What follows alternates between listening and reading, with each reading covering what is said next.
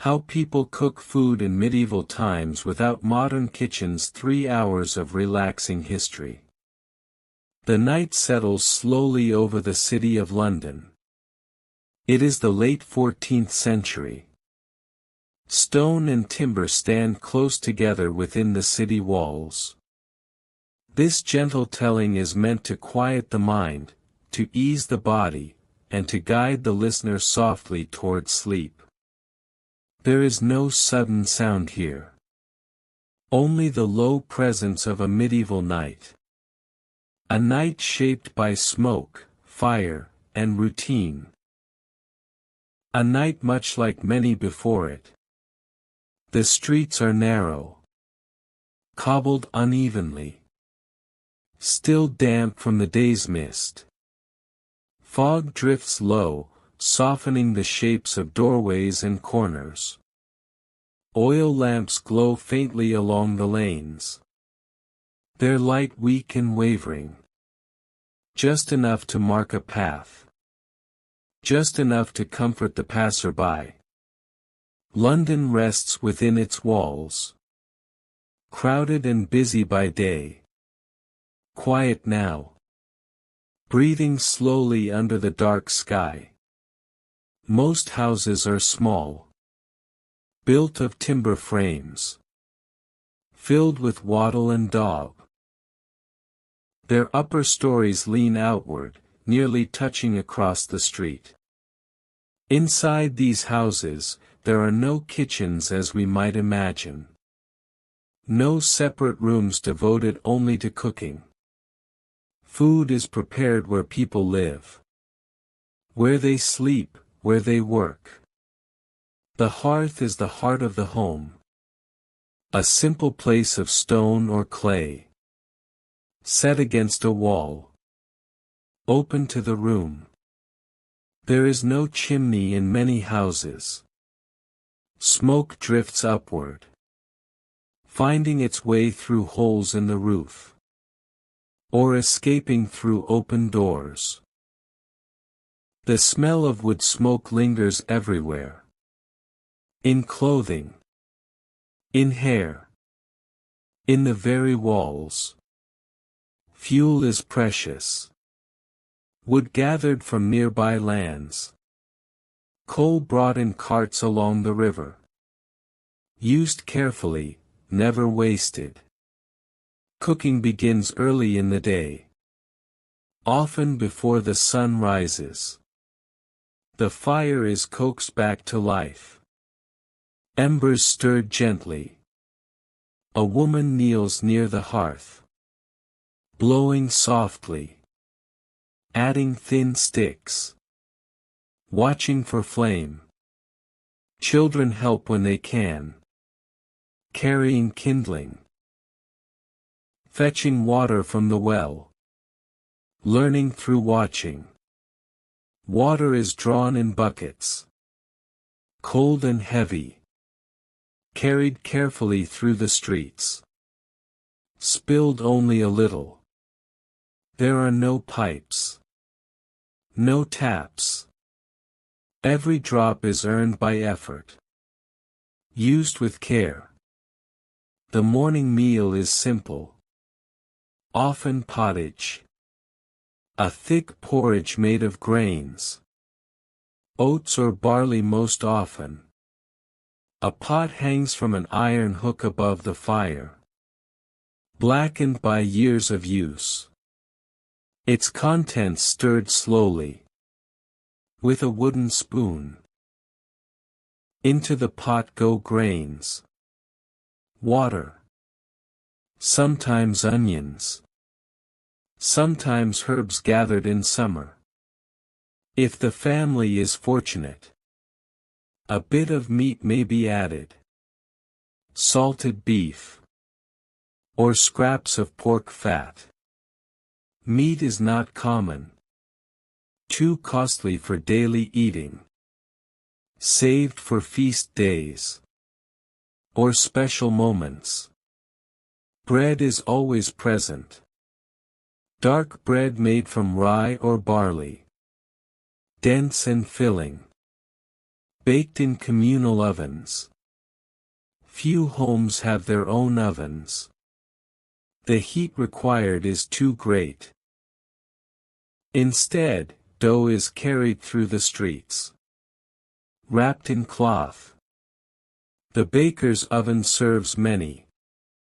Fires are lit once, and many loaves are baked together, each marked carefully to know its owner. Children run errands with bread dough, careful not to stumble. The smell of baking fills the lane, warm and comforting.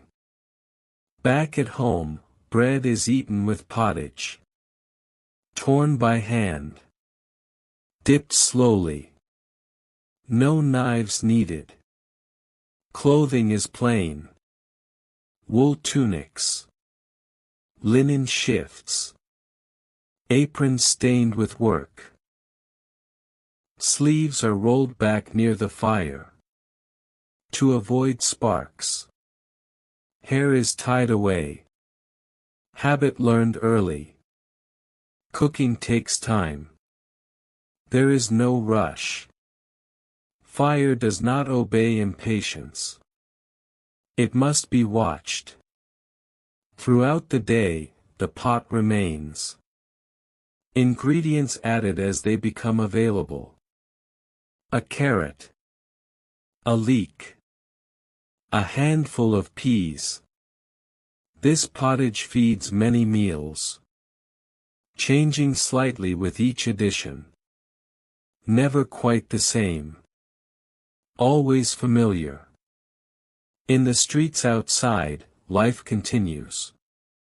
Carts roll slowly over stone, pulled by horses or oxen, their wheels creaking softly. Vendors call quietly, selling fish from the river. Eels, herring, kept fresh with salt. Fish is common food, especially on fasting days. Ordered by the church, observed by most. Fish is cooked simply, laid on iron grates, held over the fire, or boiled in pots. The smell of fish mixes with smoke, drifting through open doors, carried by the fog. Markets are busiest in the morning. Stalls of wood and cloth, set up in the squares, taken down by evening. Vegetables are sold by measure. Turnips, cabbage, beans, all grown nearby. Women choose carefully, feeling weight, checking quality. Money is scarce. Coins are counted slowly, often only a few, spent with care, never lightly. Back in the house, midday approaches.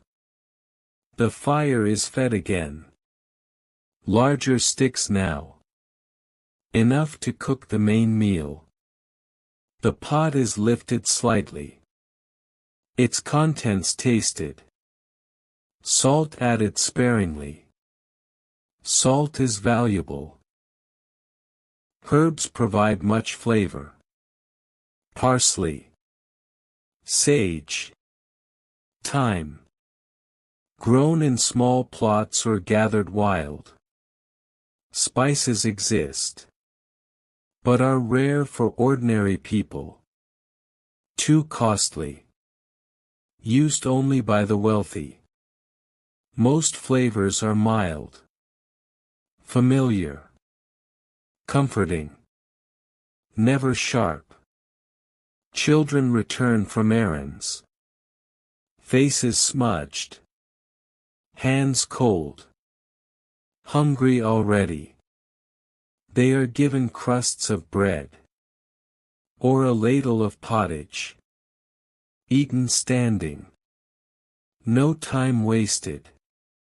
Work resumes after eating. Men return to their trades.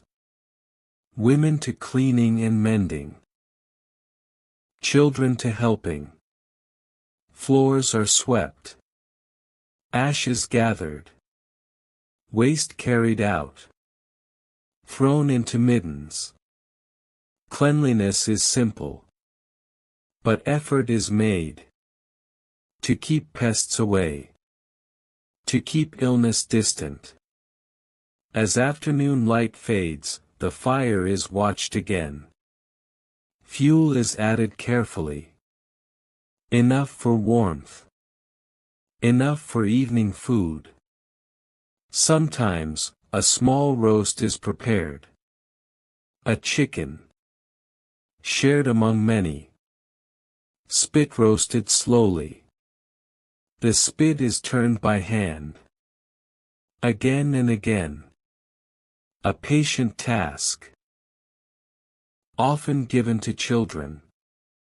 Fat drips into the fire. Sparks rise briefly. The smell fills the room. Rich and rare. Vegetables are cooked alongside. Boiled. Softened. Served plain. There are no plates for each person. Food is shared from common bowls.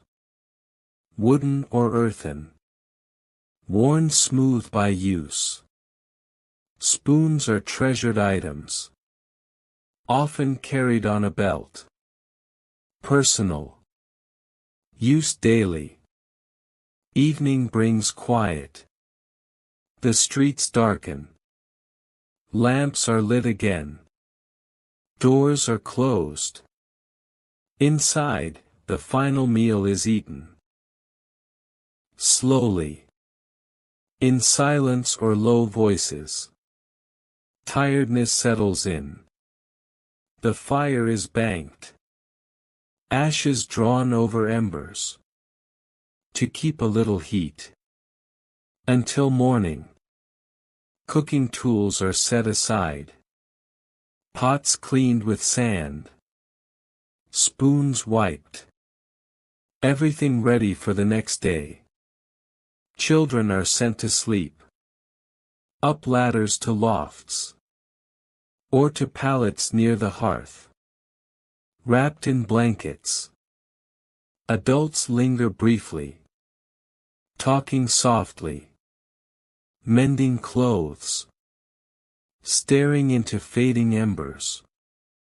The smell of cooked grain and smoke remains. Comforting. Familiar. A sign of home. Outside, the city grows still. Only footsteps of a watchman. Only distant bells. Marking the hours. The night deepens. Hearths across the city glow faintly. Each one a small island of warmth. Within the dark. Cooking will begin again before dawn. As it always does. Fire and pot. Grain and water. This rhythm shapes life. Not written. But lived. Day after day. There are no recipes as we know them. Only memory. Practice. And habit. Mothers teach daughters. Fathers teach sons. By showing. By repeating. Mistakes are rare. Because meals are simple. And forgiving. Made to sustain, not impress. Food is not wasted. Leftovers are kept. Water added. Pottage reborn. Hunger is known. But managed. Through patience. Through sharing. As the night continues. The city breathes evenly. Fed by simple meals. Cooked by fire and care. Thoughts slow. Like the stirring spoon. Circling the pot. Never hurried. The mind follows this rhythm. Steady. Unchanging. Ancient. Firelight flickers in memory. Smoke drifts upward. The pot simmers softly. Always the same. And as the telling fades, like embers beneath ash, the city sleeps. Held by routine, by warmth, by time. Fire, patience, and the slow art of cooking. The night has passed gently. Morning returns to medieval London without haste. Grey light seeps through shutters and cracks in the walls. This second telling continues slowly. Meant to remain calm, meant to carry the listener deeper into rest. The hearth, dark through the night, waits again. Ash lies thick and pale. Hidden embers sleep beneath it. Someone kneels and stirs them carefully. A breath, then another. A thin flame appears. Small twigs are added. Fire awakens, quietly, as it always does. Cooking begins not with tools, but with patience. Fire must be respected. Never rushed. In ordinary homes, there are few utensils. One main pot. A ladle. A knife worn smooth by years of use. These objects are valued. Often passed down. Their handles shaped by many hands. Their surfaces darkened by smoke. The pot is hung again over the hearth. Suspended by an iron hook. Height adjusted by links in the chain. This controls the heat. There are no measured flames. Only judgment and habit. The cook knows by sound. By smell, by sight. Water is poured into the pot. Carried earlier from the well. Cold and clear. Steam rises slowly. Grain is added next. Usually oats. Sometimes barley. Whatever the household can afford. This mixture thickens as it warms. Stirred now and then. Never left alone too long. Or it will burn. Burning is feared. Food wasted cannot be replaced easily. A mistake costs hunger. So attention is constant. Nearby, bread from the previous day rests. Hard now. But not useless. It will be soaked, softened, eaten. Bread never leaves the household cycle. Fresh loaves are rare. Most days rely on yesterday's bake. And the day before that. Children sit close to the hearth. Not idle. Shelling peas. Sorting dried beans. They are taught early. How food is made. How it is saved. How it must last. Outside, the street begins to stir. Hooves strike stone. Carts pass slowly. Their loads modest. From open doors, cooking smells drift out. Grain. Onion. Smoke.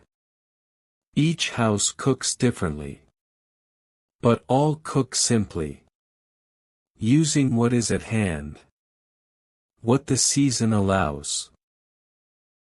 In winter, food is heavier. Thick pottages. More grains. Less fresh greens. In summer, pots grow lighter. Herbs are plentiful. Vegetables fresh. Cooking faster, easier. Meat remains rare. Even now. A chicken is a treasure. A pig a long-term plan. When meat is cooked, it is stretched. Boiled with grain. Mixed with vegetables. Flavor shared across many bowls. Fat is saved carefully. Rendered. Stored in small jars. Used to enrich later meals. Salt is guarded closely. Kept dry.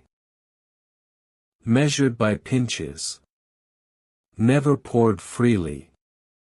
In wealthier homes, kitchens may be separate. But among ordinary people, cooking happens where life happens. Where children sleep and work is done. Smoke fills the room slowly. Eyes grow used to it. Lungs too. It is simply part of living. Walls darken over time. Beams blackened. Cloth hung to catch soot. Nothing remains clean for long. Yet there is order. The pot always in place. The spoon always nearby. The fire always watched. As midday nears, the pot is lifted lower. Heat increases. The pottage thickens further. Ready to feed many. Bowls are set out. Wooden. Chipped. Shared. There is no ceremony. Only hunger. And relief. People eat quietly. Standing or sitting. No table required. Just enough space. Children are served first or last. Depending on the household. But always something. Even if small.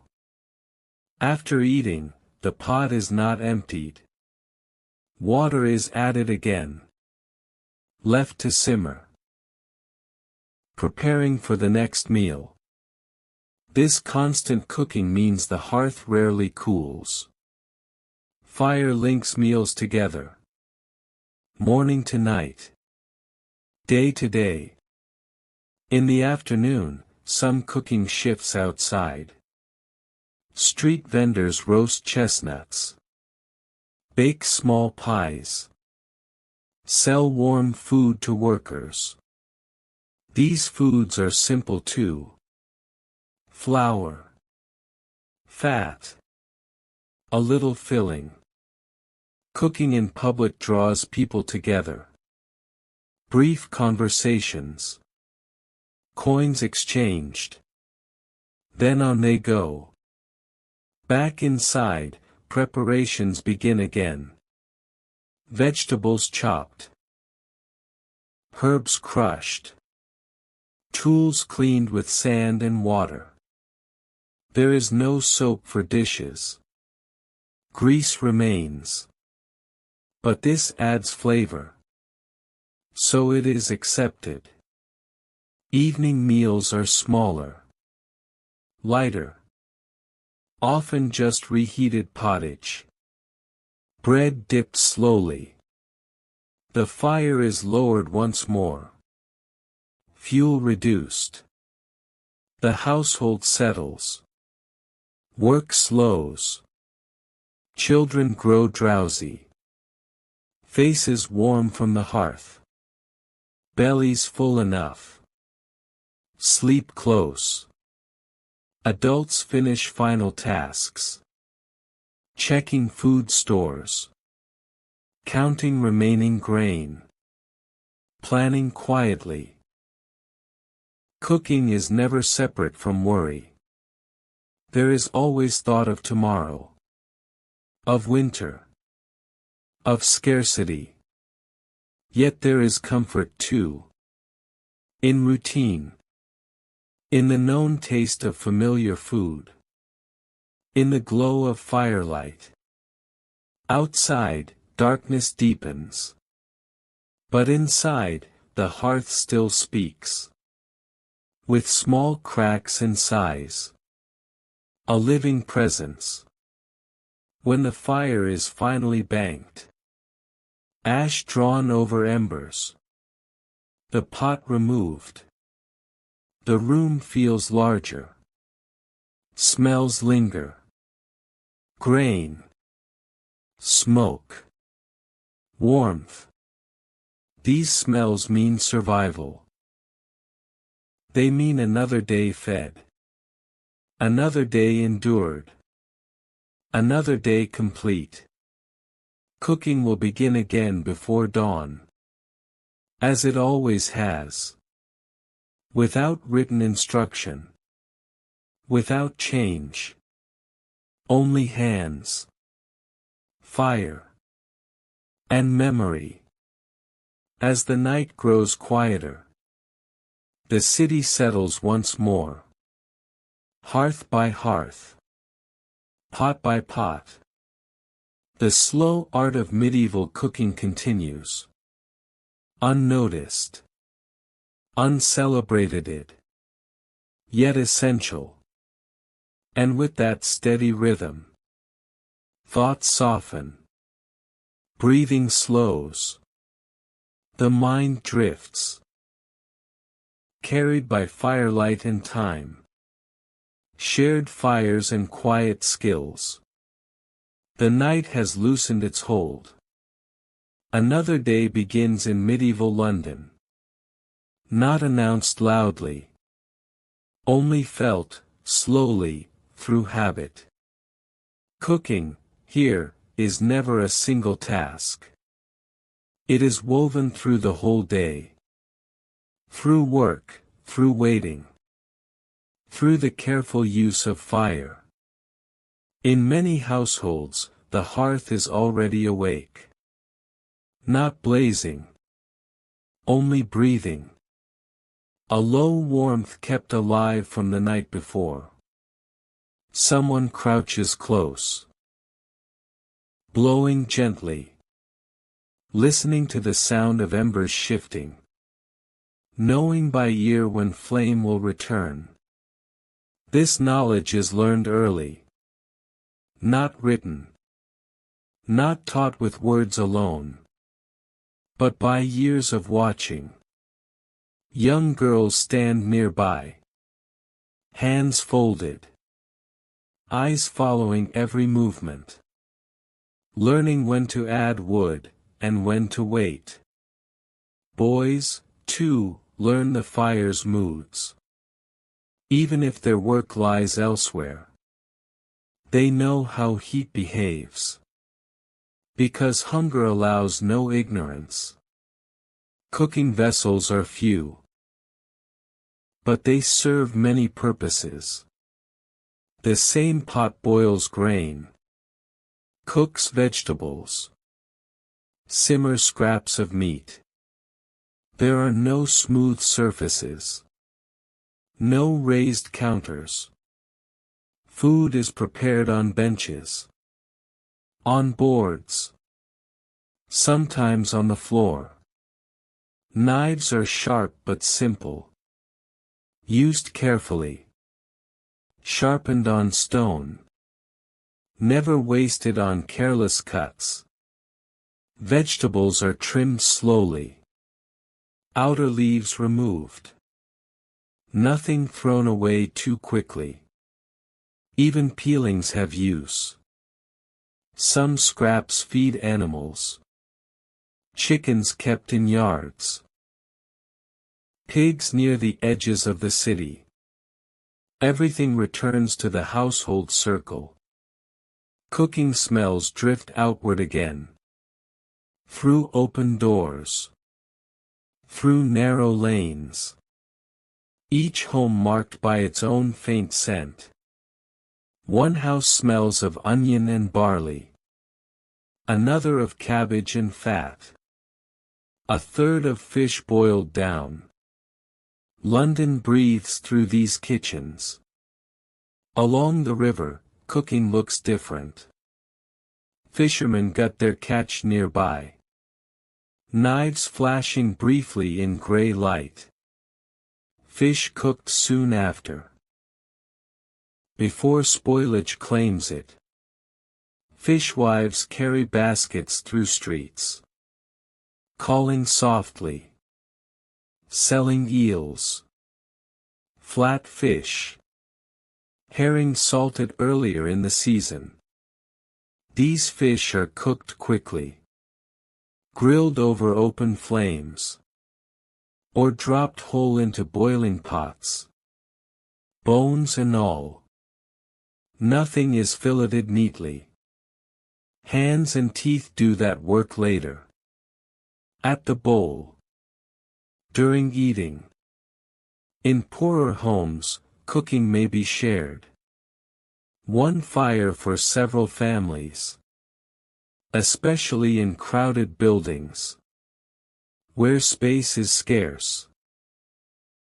People take turns at the hearth, watching their pots, respecting time, because fuel must stretch far. Arguments are rare. Fire demands calm. Rushed hands make mistakes. Mistakes waste food. Grain is ground elsewhere, taken to mills outside the city, carried back as flour, used slowly.